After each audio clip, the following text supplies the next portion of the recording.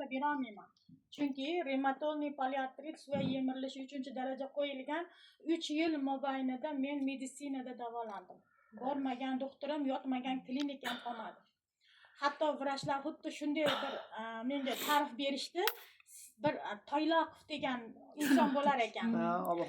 Ob-havo. 2-3 kundan keyin ob-havo, masalan, yomg'ir yog'adi yoki qor yog'adi, shu narsani belgilab beradigan Toyloqov ikki bo'lasan sen. Senda ham xuddi shunaqa bo'ladi. Bu seni taningdan chiqib ketmaydi dedi. Bu nima desam bo'ladi? Endi men shu holatda qolaman ekan, demak men nogiron bo'laman ekan. Meni hatto hassa yanib yurasan dedi. O'ng oyog'imni bosolmay qo'yganman, ishib ketganim hisobiga. Men endi yoshligim uchun hassaga tiyangani uyatganman. Hassa tiyamayman dedim, lekin hassam xo'jayinim bo'ldi. Qayerga borsa yetalaydi, qayerga borsa sudraydi.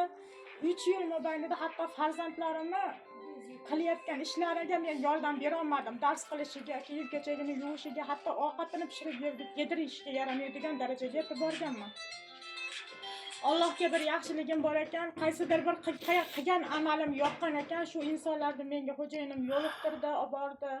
Ana shu yerga borib ham rosa qaysarlik deganman, kompaniyani dorisini ichmayman. Bular o'zlarini mahsulotini o'tkazsa bo'ldi, bularga pulini o'tkazsangiz hisob deb men rosa jinnilik qilganman. Mana ustozlarim guvoh. Hattoki mahsulotlarni uyga olib ketib turib ham ichmayman men, qaytarib bering deydigan darajaga borganman. Yo'q, Xudoga shukr, mahsulotlarni ichdim. 5 kun o'tdi oradan.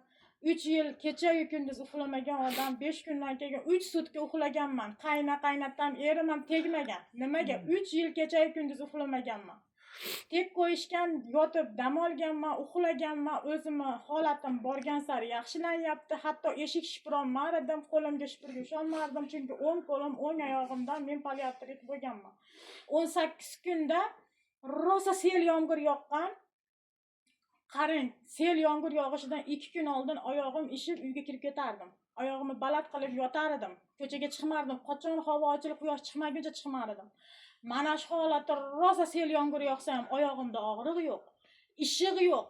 Eng asosiysi shu kuni ham xamir qilib non yopdi. Keyin o'zim tan berdim. Meni orqamdan juda ko'plab poliartritdan insonlar keldi. Mendan keyin 5 yil davomida poliartrit bo'lgan 2007-yil boladan ham shunaqa zo'r natija oldi. Hozirda o'qib bolamani Samarqandga o'qishga ketdi. Hozirgacha onasi sohibopamga boshim yerga tekkuncha ta'zim qilaman. Nima sabab? Meni shu farzandimni shu qilganaqa darddan olib chiqib berdi deydi. Men bu mahsulotlarga juda hurmatim baland. Men har bitta insonga buni taklif qila olaman.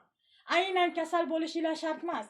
Sog'lom odam ham 1 yilda o'zini profilaktikasi uchun 2 marta olib ichib qo'ysa, hech qanaqa onkologik kasallik yaqinlashmaydi ekan sizlarga. Hozirda bu sohada ham o'qiyapman, ham mahsulotlar haqida ma'lumotlar bera olaman juda ko'plab insonlarga, chunki buni kim ichsa keyin gapiradi. Ichmagan odam buni monga dori yoki monga ichiringlar, manaqa insonga beringlar deya olmaydi. Buni ichgan odam o'z-o'zidan gapirishni boshlaydi. Shuning uchun hammalarga taklif qilaman, mahsulotlardan ichib, o'zingizlarning sog'lig'inglarni muhofaza qilinglar.